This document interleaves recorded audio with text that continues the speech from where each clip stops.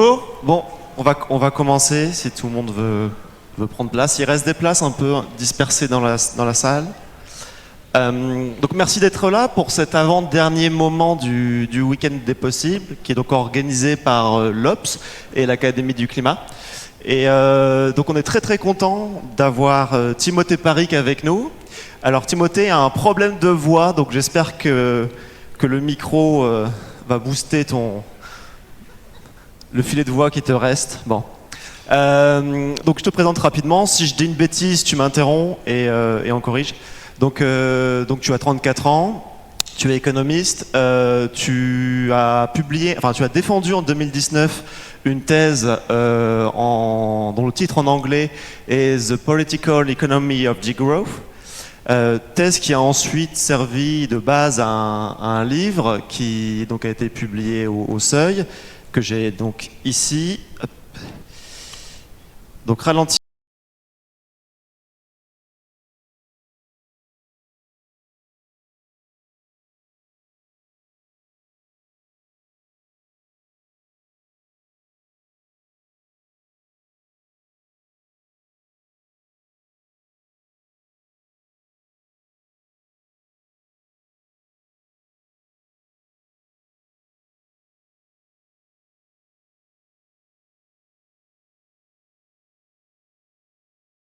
C'est la deuxième édition.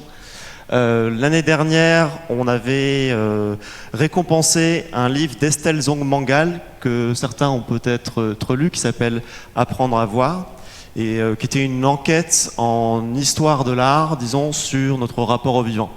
Et donc là, c'est un livre tout à fait différent, puisque c'est une défense argumentée de la décroissance, et c'est donc ce dont on va parler ce soir. J'ajoute juste que donc le prix est doté d'un chèque de 1 000 € qu'on va te remettre, je crois, après. Voilà. Ce qui devrait couvrir une partie des billets de train pour retourner à Lund, parce que tu évites de prendre l'avion, j'imagine. Voilà, c'est plus cher en train. Voilà. Alors ce que je vous propose, c'est que... Alors j'ajoute, le livre est là-bas normalement. Ainsi que des numéros de l'Obs, les hors-séries sur l'écologie, donc vous pouvez aller voir à la fin de la conférence. Alors ce que je vous propose, c'est qu'on discute une quarantaine de minutes, et ensuite il y aura un micro qui sera passé pour poser vos questions. Alors j'ai commencé par te présenter comme un économiste décroissant, et en fait en le disant, il y a un truc qui sonne bizarrement à l'oreille, c'est-à-dire que on n'est pas habitué à accoler ces deux mots, économiste et décroissant. Pourquoi est-ce qu'il y a cette étrangeté dans le qualificatif ? Bonjour à tous. Je fais l'essai de la voix. Je me rends compte que c'est pas mal, ça fait un petit peu voix sulfureuse de radio, genre late talk show. C'est pas mal.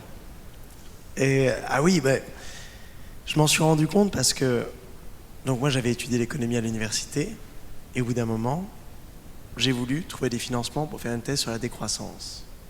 Et donc je suis allé taper sur les portes. Les gens m'ont regardé vraiment avec des yeux effrayés. C'est qui ce mec ?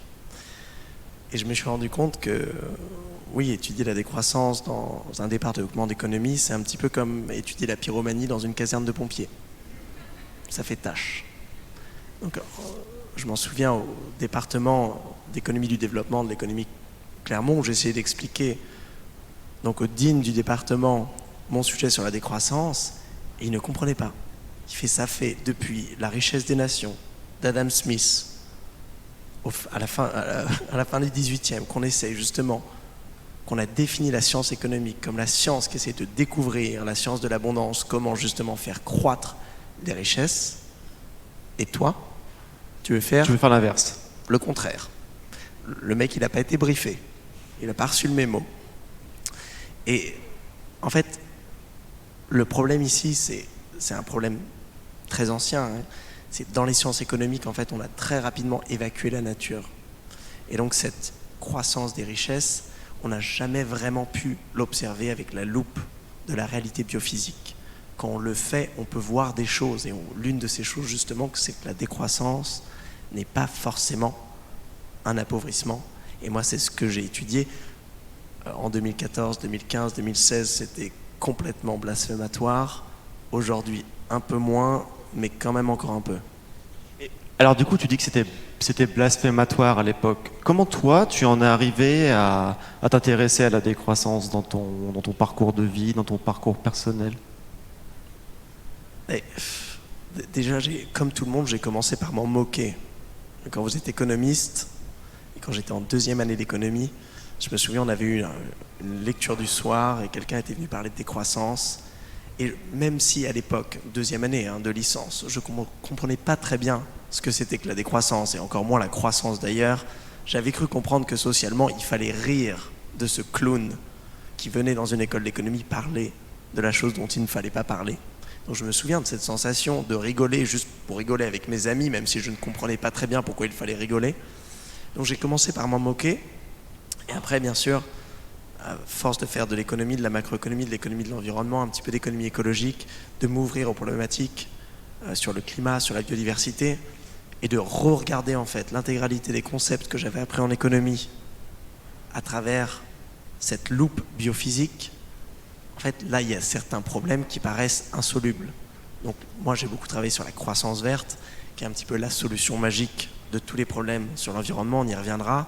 Si ça marche pas, eh ben, ça va vouloir dire qu'il n'y a pas le choix. Il va falloir étudier l'option de la décroissance. Donc moi, j'y suis allé presque, pas à reculons, mais je me suis dit, en tant qu'économiste, aujourd'hui, on ne va pas pouvoir faire autrement.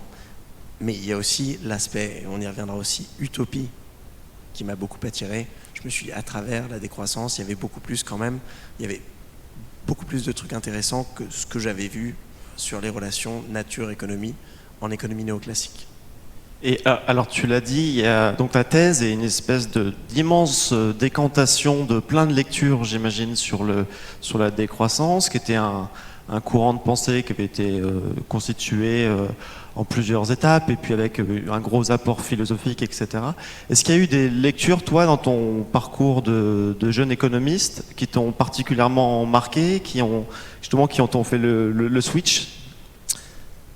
L'économiste américain Herman Daly, qui était l'élève de Nicolas Georgescu-Roegen, le mathématicien roumain, et Herman Daly, qui avait été économiste assez mainstream, à un moment donné, moi je m'en souviens encore, la première fois que j'ai lu son bouquin où il nous explique, en microéconomie, on a toujours ces concepts de production, consommation optimale. C'est-à-dire que vous continuez à consommer quelque chose si les bénéfices sont supérieurs aux coûts. Dès que vous atteignez l'équilibre ou si vous consommez une unité de plus, les coûts sont supérieurs aux bénéfices, c'est-à-dire qu'il faut s'arrêter. Donc, en microéconomie, il y a toujours un sweet spot. Et Herman Daly, il pose la question, pourquoi on n'a pas ça en macroéconomie ?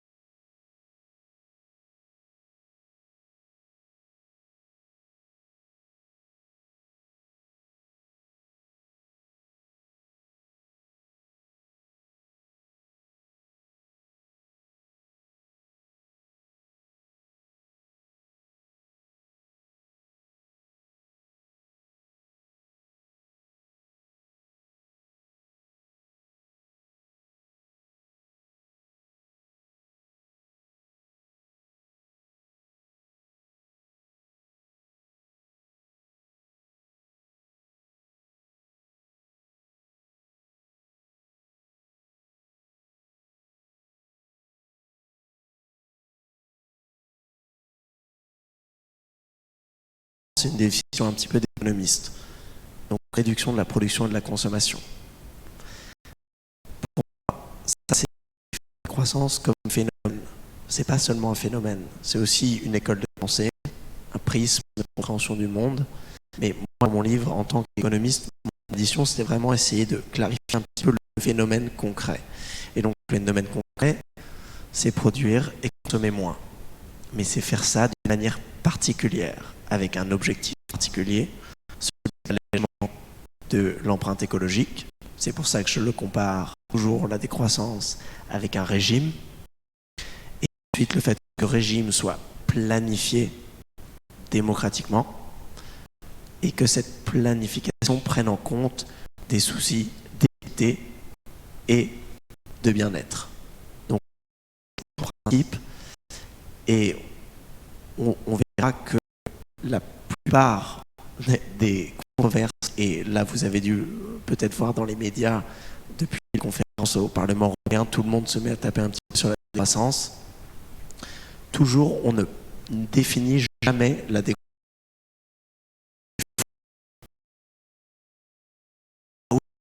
Ici, de trou noir, c'est débile, c'est la mauvaise couleur. Là, c'est pareil. Vous avez des personnalités politiques qui vont venir dire « je suis contre la décroissance ». Ils vont dire ce qu'ils pensent, ouais, genre la stratégie du moins ou quelque chose qui résonne avec le mot.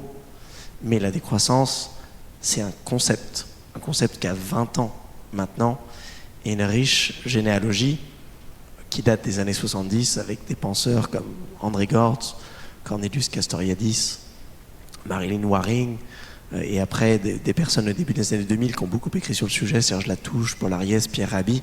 Donc dans ce paradigme, il y a toute cette richesse à l'intérieur du mot. Et si on vide le mot de sa richesse, on se retrouve avec pas grand-chose. Alors, tu parles d'attaque contre la décroissance. Alors, tu as soutenu ta thèse en décembre 2019. Alors, depuis, c'était il y a 4 ans, je voudrais te citer 3 propos qui ont été tenus depuis. Donc, juin 2020, Emmanuel Macron est devant la Convention citoyenne pour le climat, juste après le confinement. Et donc, il dit « Une économie quasiment à l'arrêt n'a réduit que de 8% les émissions de gaz à effet de serre ». Donc on voit bien que le choix de la décroissance n'est pas une réponse aux défis climatiques. Juillet 2022, donc là, Elisabeth Borne, dans sa déclaration de politique générale, donc devant l'Assemblée, « Je ne crois pas un instant que la révolution climatique passe par la décroissance. Au contraire, la révolution écologique que nous voulons mener, ce sont des innovations, des filières nouvelles, des emplois d'avenir. » Et elle ajoute, c'est un modèle social préservé parce qu'avec la décroissance, on ne pourra pas préserver notre modèle social. Et cette année, bon, tu l'as dit, le 22 mars, le Premier ministre belge qui explique que la décroissance est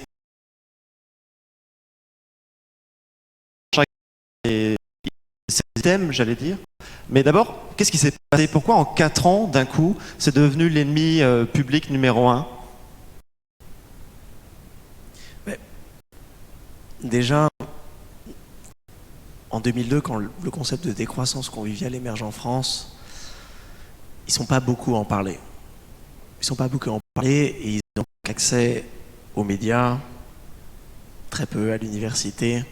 Et donc, il y a une petite antichambre et même s'ils connaissent un certain succès, on peut se permettre de les balayer de la main. Maintenant, la décroissance, c'est plus un sujet qu'on discute médias dominants.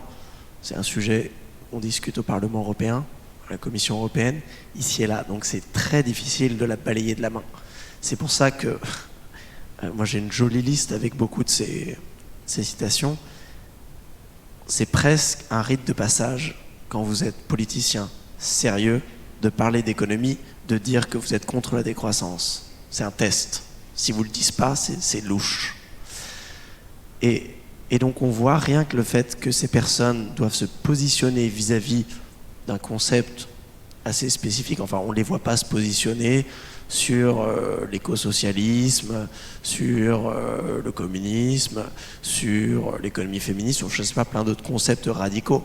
Mais la décroissance, ça, il faut absolument se positionner. Donc ça montre déjà que le concept a une certaine puissance transformatrice. Ce qui a beaucoup changé aussi, c'est la situation écologique, qui est devenue bien pire, et la réalisation, notamment scientifique, que l'approche par la croissance verte et le capitalisme vert n'a pas marché. Donc c'est pour ça aujourd'hui qu'on a vraiment la recrudescence du terme de décroissance qui gagne en popularité, parce que le terme lui-même s'est développé, la situation écologique s'est dégradée, et donc, j'allais dire au niveau de l'offre et de la demande, tout est... Mais ça serait encore une référence d'économiste. Mais on va dire que la croissance verte, c'était le plan A. On ne pensait pas avoir besoin de plan B. Tous les économistes se disaient à peu près, ça va découpler. On sait qu'au bout d'un moment, vous inquiétez pas, ça va se verdir. Là, on est au moment où... quand est-ce que ça se verdit et c'est quoi le plan B? Et donc, c'est pour ça que le plan B, il y a l'agence tout risque de la décroissance là, qui a travaillé sur un petit plan. Et donc là, il se retrouve un petit peu sur le devant de la scène. Mais sur le contenu de ces trucs, c'est pas des vraies critiques. On peut celle sur la nature humaine, elle fait rire tous ceux qui travaillent dans les sciences sociales. Hein. Ce qui revient souvent, il y a un livre, Le bug humain, qui en gros dit que notre pulsion d'accumulation est logée dans notre cerveau, notre biologie. C'est quand même un thème qui revient souvent, l'idée qu'en fait on serait programmé pour consommer toujours plus. Bon, déjà il faut réaliser que la croissance économique en tant que phénomène n'a commencé qu'au début de la révolution industrielle. Donc, niveau nature humaine, on est quand même un peu short. Le PIB, il date de 1930. L'idéologie, l'obsession du PIB, des années 60. Le concept de croissance économique avant les années 50 n'existe pas. Le concept d'économie, avant le 18e, n'existe pas. Donc, c'est quand même une nature humaine assez récente. Ensuite, je veux bien peut-être que dans notre nature humaine, on ait cette soif insatiable de progrès, qu'on cherche toujours à résoudre des problèmes. Mais je ne vois pas en quoi la maximisation de la production et de la consommation monétaire serait toujours alignée avec le mieux. Ça n'a aucun sens. Donc là, Alexander De Croo, le ministre belge, ce qu'il nous dit quand il nous dit que la décroissance est contre la nature humaine, c'est une dépolitisation d'un débat. Il nous dit en fait non, ces idées-là, c'est contre-naturel, c'est antisocial, on ne devrait même pas en parler. Alors qu'en fait, et moi c'est comme ça que je l'ai étudié en tant que scientifique du social, toutes ces institutions, elles sont assez malléables. Même la publicité est une institution très récente. Certaines formes de monnaie aussi. Donc on se rend compte que toutes ces institutions qu'on pourrait trop facilement associer à la nature humaine, elles sont beaucoup plus malléables qu'on pourrait le penser. Alors, je voudrais défendre la croissance verte. Donc, tu as dit que c'était le plan A dont on se rend compte qu'il est plus tout à fait ajusté. Alors, quand même, j'ouvre le rapport de Jean Pisani-Ferry, que vous avez peut-être vu, qui est sorti il y a quelques jours.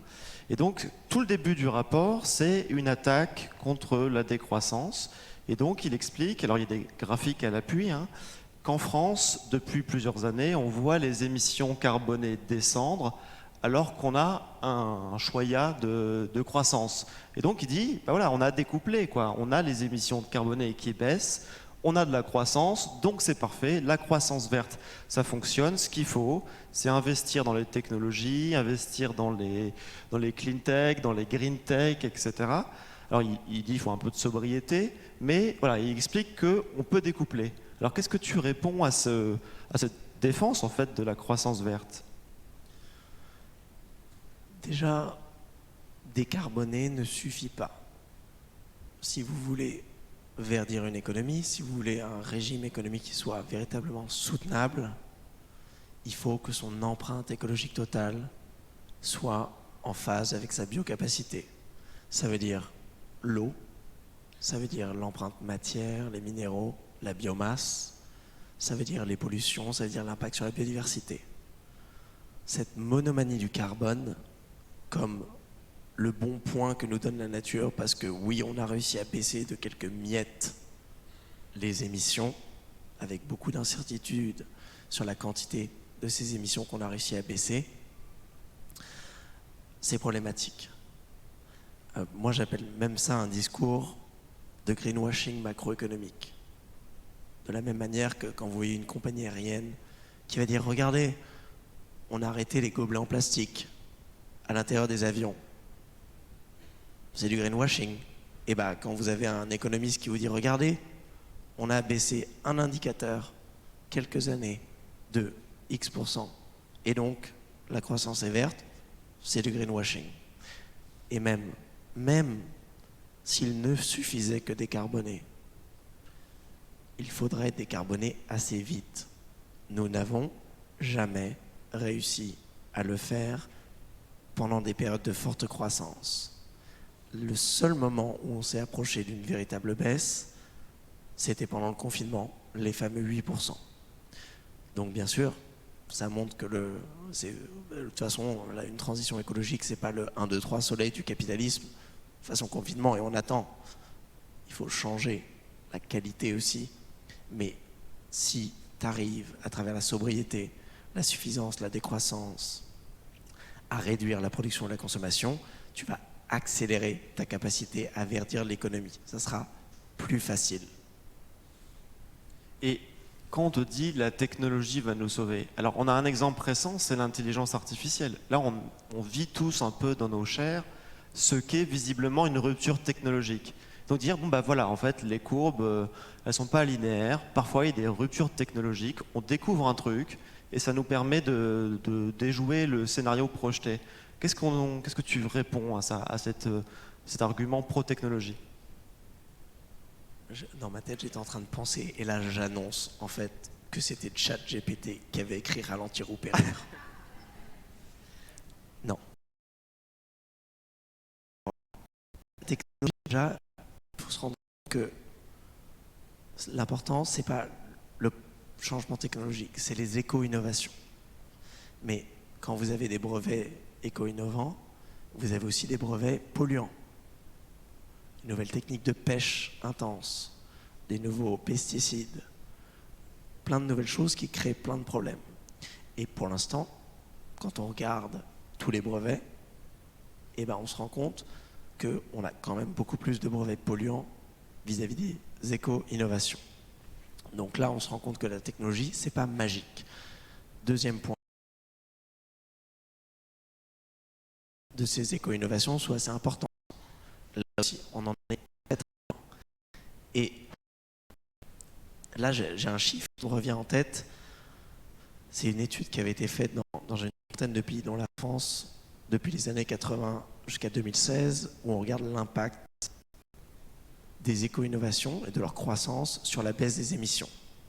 Pour 1% de brevets éco-innovants en plus, on baisse l'empreinte carbone de 0,002%. Alors, dès que vous avez 1% de PIB en plus, vous augmentez l'empreinte par 0,25%. Donc aussi, la technologie, elle ne va pas nous sortir d'affaire si elle n'arrive pas à contrebalancer l'augmentation volumique de la production, ce qu'elle n'a jamais fait. Pourquoi ? Parce que l'innovation ne suffit pas. Il faut aussi l'exnovation. Aujourd'hui, on a... Tu définisses l'exnovation. Ah mais non. Non oui, je le fais. On a inventé la voiture électrique, mais la voiture électrique n'a pas exnové la voiture thermique. On a inventé énormément d'énergie renouvelable, énormément de choses, des pompes à chaleur qu'on pourrait utiliser aujourd'hui. Mais les inventer ne suffit pas. Il faut ensuite, économiquement, politiquement, culturellement, faire en sorte de faire sortir les technologies polluantes. C'est ça le problème. C'est pas un problème d'addition, de trouver une nouvelle solution technique. C'est un problème de trouver des solutions sociales et politiques pour exnover les technologies zombies. Et alors, dans la veine croissante, il y a eu tout un courant technocritique qui est parfois détourné dans les critiques qui sont faites à la décroissance en disant vous êtes contre la technologie, c'était le fameux les Amish, le tour à la bougie, etc. Quelle est ta réponse à ça là, quand on te dit tu es trop contre la technique? Ouais. On a tendance à penser que l'innovation, c'est l'imagination, la créativité humaine. Mais quand l'économiste parle d'innovation, c'est pas ça. C'est lié à la productivité. Et la productivité, c'est lié à la production. Donc, si vous inventez des trucs géniaux qui ne permettent pas de produire plus, de vendre des trucs, en gros, on s'en fout. Alors, moi, c'est cette vision de la technique qui m'embête. De dire la technologie, c'est un outil productiviste qui devrait servir à toujours produire plus de ces choses que l'on peut vendre. Alors qu'on pourrait regarder toute une panoplie d'innovations sociales qui nous permettent de résoudre des problèmes qui sont tout aussi riches en imagination et en créativité, mais qui créent des choses qui ne peuvent pas se vendre ou qui se ne vendent pas. Je sais pas, Wikipédia par exemple, on peut célébrer l'innovation sans forcément tomber dans cette dérive un petit peu capitalocentrique d'une innovation lucrative. Donc, dès lors, on comprend, et ça c'est vraiment le point général de l'économie. L'économie, c'est quelque chose de très concret. C'est des prises de décision, d'arbitrage. Est-ce qu'on préfère faire ça ou est-ce qu'on préfère faire ça? Et bien l'innovation, c'est pareil. On devrait avoir des discussions démocratiques sur les choses que l'on veut explorer et d'autres. Quand on se rend compte qu'en France, vous avez le même nombre de personnes qui est scientifique, de métier et de personnes qui travaillent dans la communication, dans la publicité, on se rend compte, est-ce que démocratiquement, sociopolitiquement, nous voulons investir les neurones des personnes les plus créatives aujourd'hui pour essayer de nous vendre des voyages en avion, des voitures surdimensionnées et je ne sais quoi.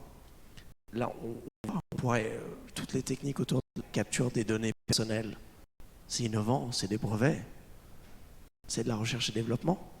C'est aussi complètement contre-productif du point de vue du bien-être. Donc il faut repolitiser l'innovation. Alors, allons-y. Alors, comment est-ce qu'on fait? Donc, admettons qu'on soit convaincu par la nécessité de réduire nos flux de matière et d'énergie. Quels sont les pistes à explorer? Comment on commence? Qu'est-ce qu'on fait? Quelles sont les propositions décroissantes qui te semblent intéressantes? Alors, déjà, il faut faire deux choses. Première étape, un inventaire biophysique. Ça, c'est la base de l'économie écologique. Vous mesurez votre empreinte écologique totale à l'échelle d'une entreprise, d'un territoire, d'une municipalité, d'un pays. Vous comparez ça avec votre capacité, la capacité de vos écosystèmes à produire les ressources que vous utilisez. Et bien sûr, vous prenez en compte les soucis d'équité, c'est-à-dire les besoins d'autres personnes à l'international. Si vous faites ça, on se rend compte qu'on est en dépassement. Ça vous donne une trajectoire de descente biophysique. Ça vous donne un petit peu l'idée de ce que la décroissance, elle va être énorme, comme celle des États-Unis, toute petite, comme celle du Costa Rica, un peu entre les deux, comme celle de la France. Deuxièmement, deuxième étape, inventaire des besoins. Là, c'est l'aspect social.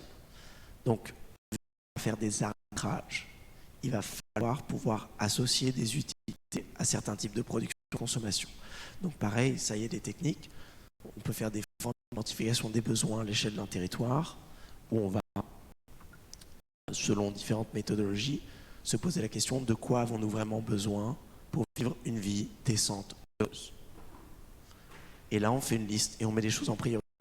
Comme ça, si on se rend compte à l'échelle d'une municipalité, là, on est à 180% de l'utilisation de notre budget carbone, qu'il faut le réduire. Par quoi on commence?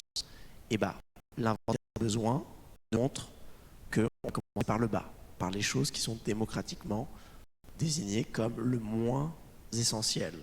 Et en termes biophysiques, on va commencer par le haut.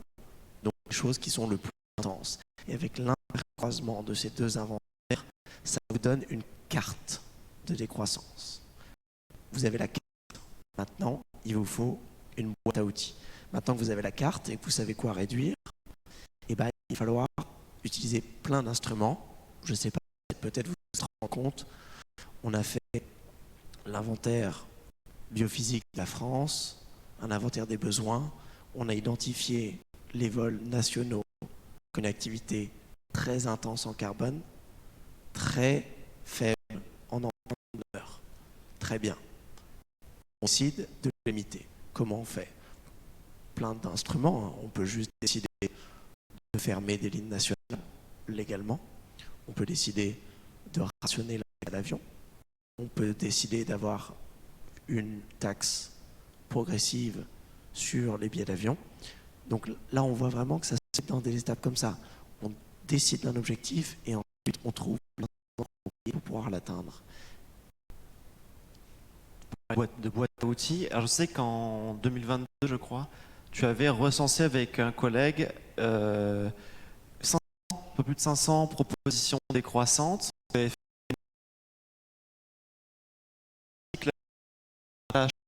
la décroissance. Donc tu avais listé 500 propositions. Est-ce que tu peux nous en citer quelques-unes? Ouais, alors on avait passé en revue un peu plus de 1000 textes de 2005 à 2020 et on a identifié 530 propositions. Donc en gros, quand on dit la décroissance, comment? 530 trucs.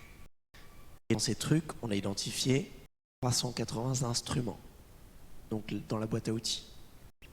Par exemple, la réduction du temps de travail. Ultra pratique comme instrument. Imaginez on travaille tout dans l'aviation. L'intégralité de la population française qui travaille dans l'aviation. Et là, on a fait nos inventaires. Et mauvaise nouvelle, on va devoir faire voler moitié moins d'avions à partir de maintenant. Là, on a deux choix. Soit on vire la moitié de la salle, soit on met tout le monde à temps partiel. Donc là, on voit que la réduction de temps de travail, c'est un instrument qui est pas mal pour des secteurs en déclin parce que ça permet d'éviter un chômage brutal. Ça permet d'avoir une adaptation en douceur. Un autre outil, l'allocation inconditionnelle d'autonomie, qui est la version décroissante du revenu universel. Et là aussi, le but, c'est quand vous décidez de contracter la production et la consommation d'une économie, vous avez des instruments pour faire ça, et il vous faut des instruments filets de sécurité. Parce que bien sûr, il y a des personnes derrière qui dépendent des produits, il y a des personnes qui dépendent des salaires, il y a énormément de services publics qui dépendent même de l'organisation de ces activités. Et donc, le but, c'est à chaque fois de se poser la question, comment on fait en sorte, pour le faire dans le souci de la justice sociale, dans un esprit de justice sociale, dans le souci du bien-être, que personne, et surtout les plus vulnérables, se retrouvent dans une situation encore pire. Donc pareil, de garantir le revenu, un revenu minimum pour toutes ces personnes qui vont se retrouver en transition, c'est une belle façon de créer une sorte de puissance d'engagement citoyen, de se dire, de ne pas se retrouver dans la situation aujourd'hui où ah bah j'aimerais bien lancer une asso, j'aimerais bien me reformer, mais j'habite à Paris, il faut payer mon loyer, et donc je vais bosser pour X ou Y, même si c'est un boulot que j'aime pas, même si c'est une activité qui, je sais, est indésirable. Et donc cette allocation inconditionnelle d'autonomie, qui dans le design qu'on a en décroissance, est donnée à la fois une partie en monnaie locale et une partie en accès direct à des services, une partie en monnaie complémentaire. Monnaie complémentaire, instrument incontournable de toute transition écologique, pour faire en sorte de pouvoir, comme en acupuncture, actionner en fait, investir, mobiliser des ressources, mais tout en faisant très attention que ces ressources ne viennent pas fuiter pour revenir dans l'économie capitaliste. Donc les monnaies locales, c'est une belle façon de le faire, tout en redémocratisant. On en a parlé. Ces inventaires, ça demande une certaine référence pour pouvoir à chaque fois se poser la question comment les besoins évoluent, quels sont les besoins satisfaits du territoire, comment la biocapacité évolue. Et donc, il va falloir créer plein de forums démocratiques. Les associations monétaires, quand vous avez une monnaie locale dans votre territoire, comme c'est le cas pour 80 territoires en France, et ben vous devez vous poser ces questions. Et donc, c'est un beau forum pour se poser les questions de soutenabilité au sein du territoire. Et quand tu dis que dans la dotation, il y a un accès aux services, ça veut dire quoi? Tu as accès à tant de kilowattheures gratuitement d'électricité par an? C'est quoi c'est la logique de la démarchandisation de certains biens et services. En France, par exemple, on a ça pour la santé, l'éducation, l'accès à la justice, des choses comme ça. On pourrait imaginer de démarchandiser d'autres biens et services. Ça peut être une démarchandisation totale ou partielle. Exemple, le logement. Moi, ça fait 15 ans que je fais de l'économie. Je n'ai toujours pas compris pourquoi le logement pouvait être traité comme une marchandise. Le logement étant un bien essentiel, tout le monde doit pouvoir se loger. Ça paraît complètement normal d'avoir un droit au logement. Et donc, du point de vue économique, de venir contrôler les prix, d'avoir par exemple un prix maximal de certains logements, de la même manière qu'on pourrait avoir un prix maximal de certains médicaments pour protéger l'accès de ceux qui en ont besoin à ces médicaments. Et donc, là, l'accès à ces biens et services, en fait, c'est un changement de paradigme. Et c'est là où on voit la décroissance, elle s'oppose assez farouchement au capitalisme et au libéralisme, parce qu'elle se dit, ces biens et services, on ne va pas les s'organiser en fonction du pouvoir d'achat et des incitations financières. On va les redémocratiser et les gérer avec la logique du commun. Donc de se dire, et ben voilà, on décide de mobiliser certaines ressources, on décide de donner l'accès à certaines personnes et ensuite on le finance après coup comme on peut. C'est la logique de la gratuité des transports locaux, qui est déjà en voie dans beaucoup de communes en France. Alors je crois qu'on arrive au bout de 40 minutes. Une dernière question et après je passerai la parole à la salle. Alors je sais que tu es un grand amateur de science-fiction, de séries, de fiction, et que tu épuises une partie de tes inspirations pour ton travail. Est-ce que tu peux nous parler ou citer quelques films, quelques bouquins qui t'ont un peu fait cogiter? Combien d'entre vous ont vu la série Extrapolations, qui est sortie il y a un mois ou deux? C'est une grosse série américaine de ce qu'on appelle la cli-fi, la climate fiction. C'est comme la sci-fi, mais sur le climat. Et en fait, c'est une série en 8 épisodes, un épisode chaque décennie. Commence dans les années 2020, et c'est la série qui raconte qu'est-ce qui va se passer si on ne fait rien. En fait, une série, c'est la dystopie du pire. C'est terrifiant, terrifiant. Et malheureusement, on n'a pas encore de série qui te montre l'opposé, une utopie. Le versant positif, ouais. Le versant positif. Alors, moi, il y a un roman que j'adore, c'est Voyage en Misarchie, d'Emmanuel Locques, de 2017, qui pour moi vraiment ferait un très beau film d'utopie post-capitaliste. Et si on venait mixer Voyage en Misarchie comme destination, monde alternatif, et Paresse pour tous, un autre roman, comme histoire de la transition, waouh! Là, on aurait une mini-série exceptionnelle. Si vous êtes producteur de télé, vous savez quoi faire. Et attends, qu'est-ce qu'il y a dans Voyage en Misarchie? Pourquoi tu as aimé ce roman? Misarchie, c'est écrit par un prof de droit, spécialiste du droit du logement, par exemple. Et il élabore des prix fondants. C'est-à-dire que quand vous achetez une maison, vu que la valeur de la maison est basée sur la valeur d'usage, vous allez la payer un différent prix en fonction de votre âge. Et donc dans son monde, une utopie, c'est une économie éco-socialiste, hein, en gros, vous avez une propriété commune de tous les logements, Et donc quand vous achetez un logement à cette propriété commune, si vous avez 80 ans, vous allez le payer à 20% de son prix. Alors vous êtes attendu de l'utiliser pendant 20 ans, alors que si vous avez 20 ans, vous allez le payer 80% de son prix. Et donc ce qui fait qu'il y a une certaine stabilité des prix, hein, ça s'équilibre, hein, vu que la propriété est commune de tous les logements. Et c'est juste magnifique. Les économistes n'ont jamais vraiment discuté de ces choses-là. Et donc Emmanuel, dans le livre, entrecoupe ça avec plein d'autres institutions complètement loufoques. Mais on voyait, tu refermes le livre, tu reviens et tu vas t'acheter un truc au supermarché du coin à 1,99 €, tu te dis mais c'est dans quelle économie on vit? Moi je me sens insulté dès que je vois un prix qui n'est pas rond. Pas vous? Ok, merci. Alors, est-ce qu'il y a des questions? Alors, je pense qu'il y a un micro qui est là. Alors, qui se lance? Monsieur là-bas. Ouais, bonsoir. Moi, j'ai quand même une question parce que c'est vrai que je suis tout à fait favorable à tout ce qui est. Enfin, j'ai mis stationnaire de Herman Daly et j'ai trouvé ça vraiment super.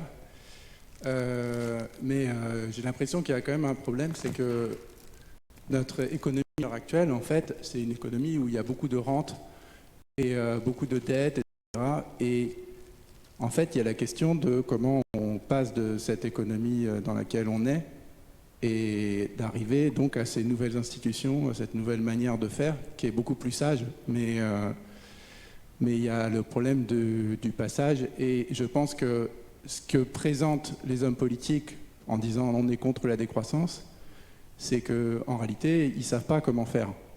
Ils ne savent pas comment se débrouiller avec le système, avec les dettes des multinationales, les compagnies et tout ce qui enchaîne en fait. Ils ne savent pas déverrouiller le truc. Donc voilà, comment on peut déverrouiller le truc, c'est un truc auquel je réfléchis, mais je ne sais pas. Et en fait, il y a énormément de verrouillages, des blocages.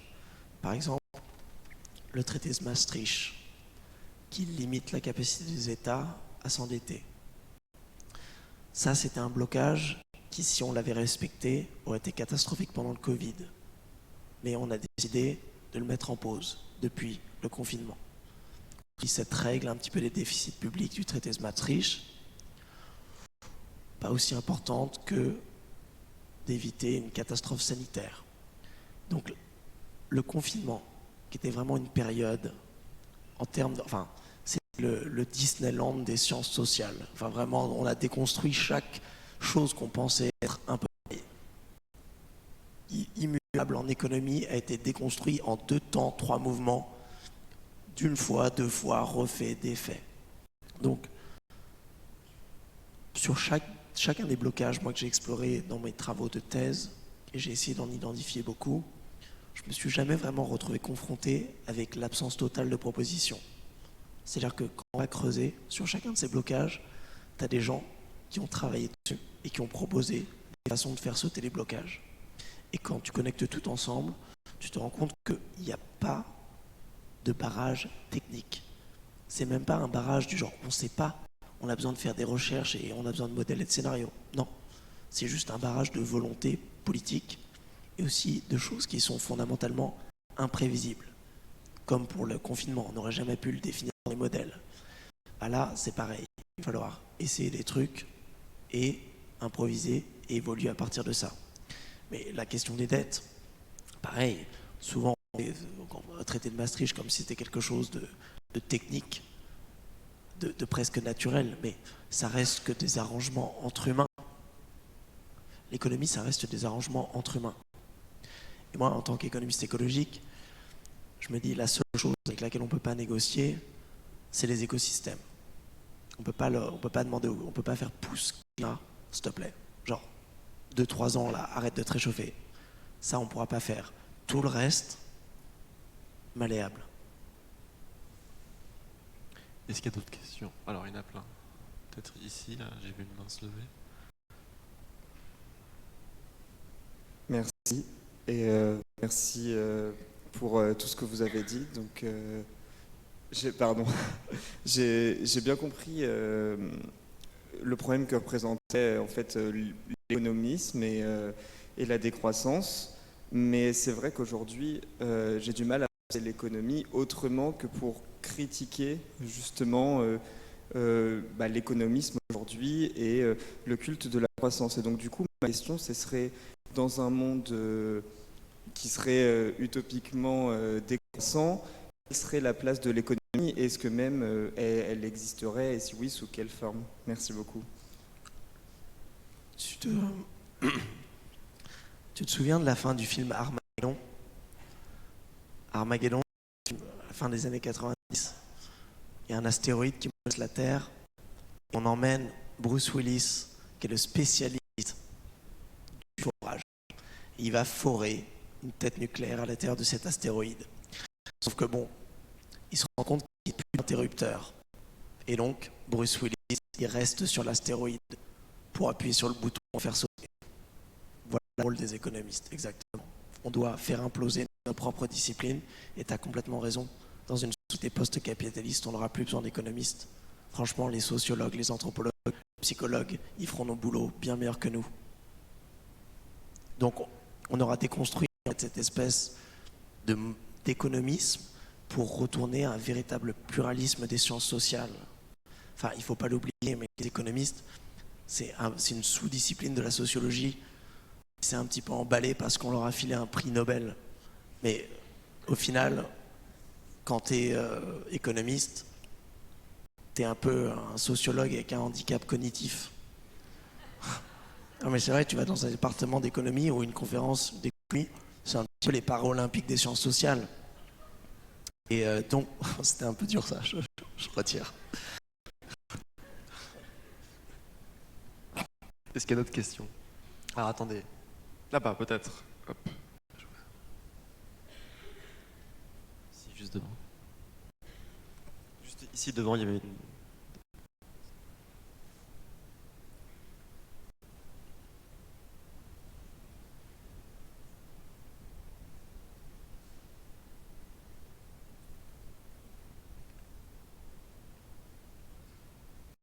Ok. C'était un peu avec la première question. C'était, mais plus au niveau de la France et du modèle français d'État-providence. C'est une question qui avait été posée au concours de la BCE, je crois, cette année. Du coup, comment on fait quand on a un modèle qui est entièrement basé sur la croissance pour nos services sociaux? Bon, déjà, la croissance, c'est l'augmentation du PIB.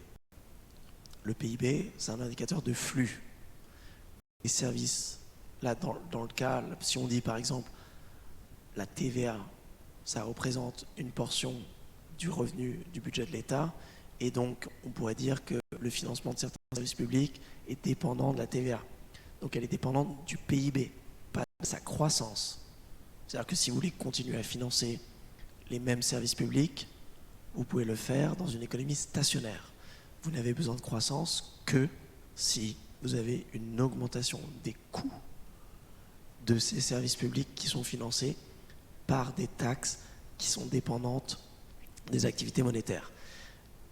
Dans mes recherches, ce que je fais aujourd'hui pour la France, c'est de comparer justement la sensibilité de différents modes de financement vis-à-vis des mouvements du PIB, croissance et décroissance, pour justement trouver un combo, un mode de financement des activités publiques qui soit beaucoup plus agile pour pouvoir perdurer pendant une période de contraction forte du PIB. Quand je dis forte, il faut imaginer peut-être une contraction de 50% du PIB français d'ici à 2050.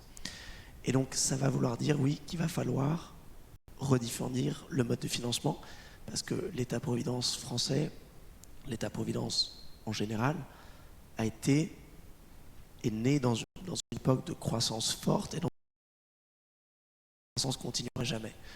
La réalité de la croissance française aujourd'hui, c'est une croissance en berne. Donc de tous les cas, même si on est dans un climat radieux, sans aucune crise écologique, il faudrait se poser la question de la soutenabilité du financement des services publics. Mais aujourd'hui, le fait qu'on intercoupe ça avec questions écologiques, pour moi, ça nous force à analyser ce problème. Très souvent, et c'était ce que disaient Elisabeth Borne, et la décroissance, on ne peut pas, parce que c'est un risque pour notre modèle social. C'est pas la question.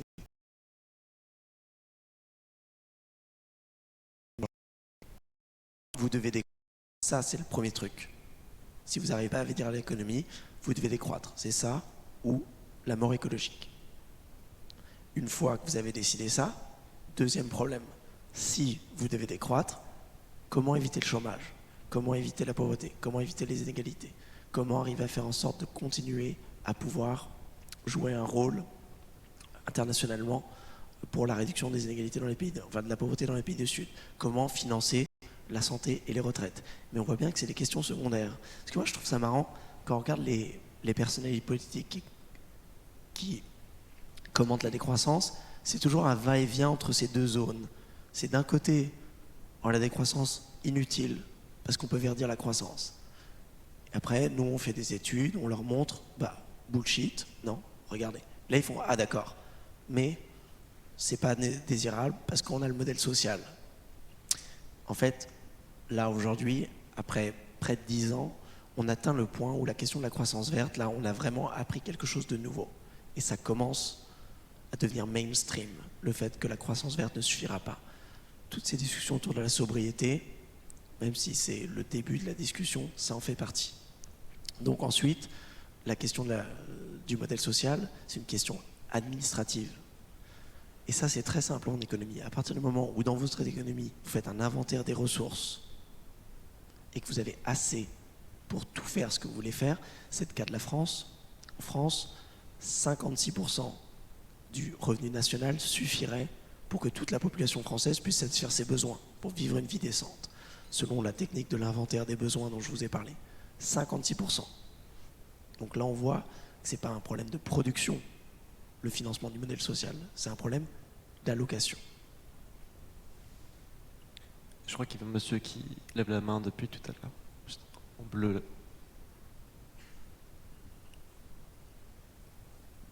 Je vous remercie. Merci pour votre présentation. Donc, j'ai deux questions. La première, est-ce que vous êtes lecteur du mensuel La Décroissance et aussi des écrits de Pièces et Main-d'œuvre, qui est un collectif pour la décroissance? Et lors il y a 20 ans, la création du mensuel La Décroissance, qui est en vente chez tous les bons kiosques, ils avaient théorisé le mot obus. Le mot obus par souci de pédagogie. Vous avez eu, et c'est tout à fait compréhensible, votre souci de nuancer, de préciser le module pour pas vous enfermer, oui, pour ou contre la croissance, mais vous allez peut-être me corriger, je pense que vous pouvez vous revendiquer décroissant, donc ça c'est, à part que vous êtes... et qu'est-ce que vous pensez? Donc ma question c'est, est-ce que si vous êtes lecteur du mensuel, qu'est-ce que vous en pensez, par curiosité?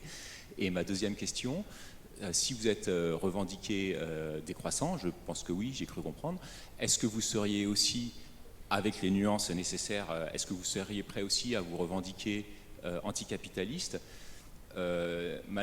nécessairement, parce que c'est un conflit inévitable pour atteindre nos objectifs. Voilà, une grande lutte devant nous. Merci beaucoup. Mais analytiquement, si vous voulez la décroissance, c'est-à-dire l'abandon de cette idéologie du toujours plus et une contraction, le capitalisme ne peut pas faire ça. Donc, décroissance pour moi est absolument, fondamentalement incompatible avec le capitalisme. Donc décroissance veut dire anticapitalisme, post-croissance veut dire post-capitalisme. Pour le journal, je les ai tous à la maison parce que j'avais écrit, pendant ma thèse, je les avais tous lus.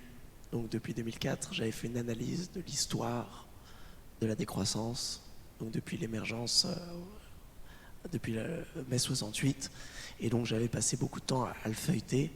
Je le lis plus aujourd'hui. En termes d'approche, je l'ai trouvé peut-être assez maladroit sur certaines tribunes. Enfin, je me rends compte aujourd'hui de beaucoup de personnes avec qui j'interagis, à la fois chez les éco-socialistes, plutôt de gauche, et chez les éco-modernistes, plutôt de droite.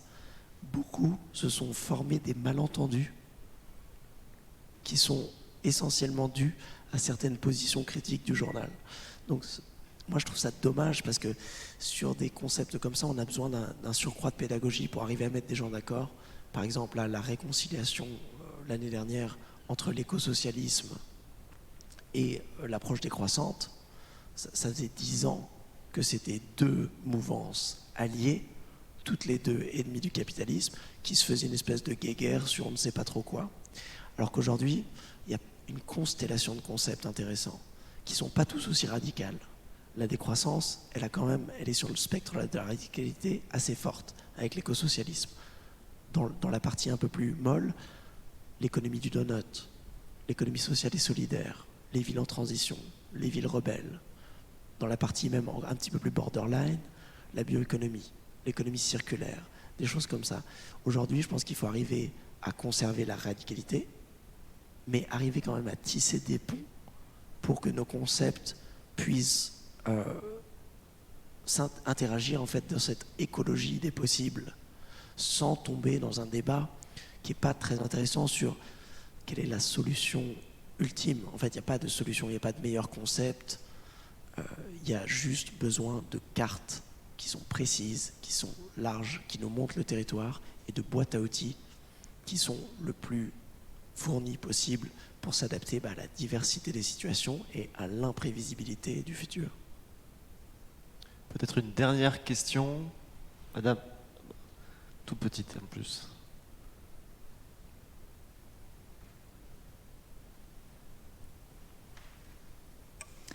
Une toute petite question, mais un moment pour mettre en musique cette décroissance. Vous avez parlé de planification, que c'était planifié dans le souci du bien-être et de la justice sociale, tout ça. Le mot planification, moi j'ai fait un poil d'économie aussi, ça me faisait penser à l'économie planifiée du centre.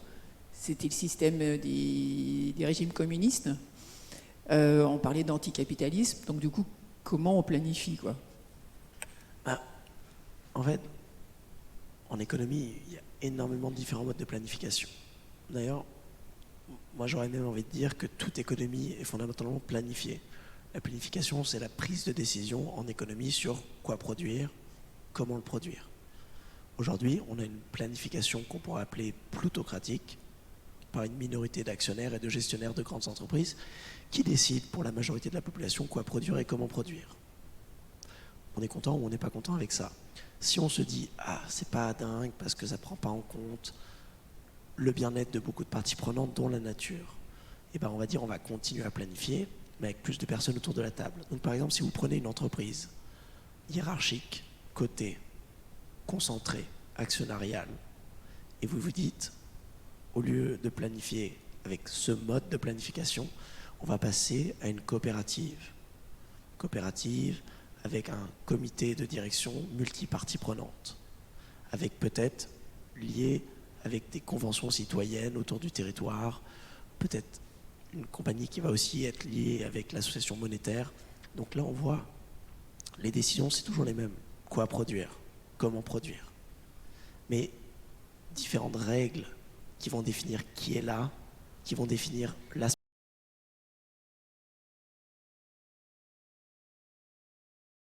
Enrichir une millionnaire. Quoi produire ou comment produire pour améliorer la qualité de vie dans un territoire. Donc pour moi, vraiment, il n'y a pas d'opposition et c'est la décroissance. Donc elle est anticapitaliste parce qu'elle vient détrôner le jeu, donc de se dire l'économie ne devrait plus être un moyen d'accumuler du capital. Et donc on va avoir des modes de planification qui vont être beaucoup plus participatifs. Mais c'est des modes de planification participative qu'on a aujourd'hui dans les coopératives de l'économie sociale et solidaire, qu'on a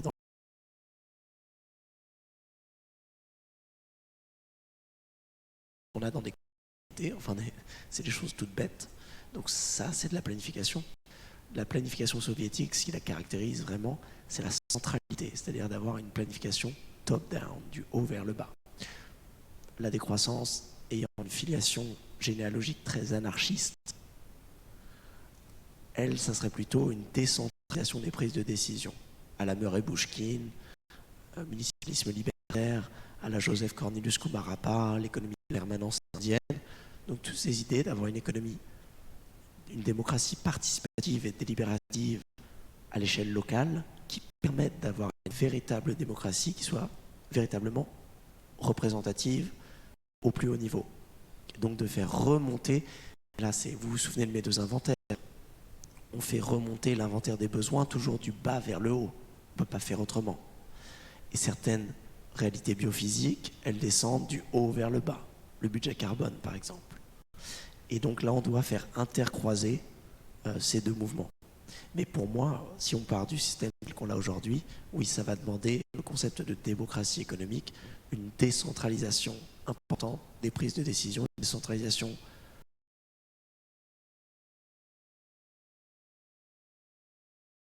avec une reterritorialisation, une relocalisation de la production pour justement pouvoir avoir ces décisions prises dans les territoires. Parfait, bah, merci beaucoup, on arrête là.